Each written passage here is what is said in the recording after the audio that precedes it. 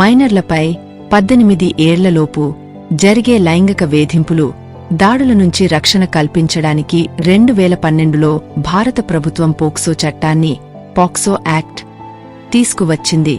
ఈ చట్టం కింద భౌతిక దాడి, అసభ్యకరంగా తాకడం, లైంగిక వ్యాఖ్యలు, అశ్లీల చిత్రాలు చూపించడం వంటివి నేరాలుగా పరిగణించి కఠిన శిక్షలు విధిస్తారు. పిల్లల భద్రతను నిర్ధారించడానికి మరియు వారికి న్యాయం అందించడానికి ఈ చట్టం ఎలా పనిచేస్తుందో అవగాహన కలిగి ఉండటం చాలా ముఖ్యం.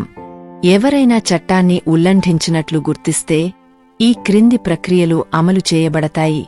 ఈ చట్టం కింద ఫిర్యాదు అందిన తర్వాత విచారణ, శిక్షా ప్రక్రియ ఎలా ఉంటుందంటే, గోప్యత, బాధితుల వివరాలను మరియు వారి గుర్తింపును అత్యంత గోప్యంగా ఉంచుతారు.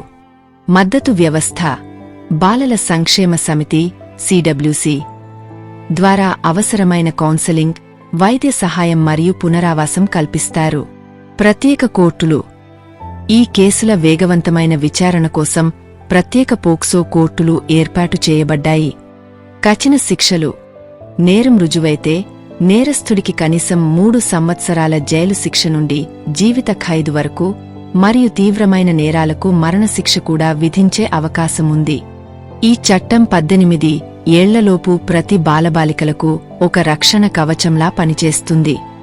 సమాజంలో అవగాహన పెంచడం ద్వారా ఇటువంటి నేరాలను అరికట్టవచ్చు.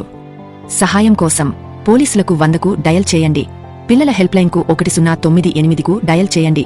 పోక్సో చట్టం అందరికీ తెలిసే విధంగా ఈ వీడియో షేర్ చేయండి.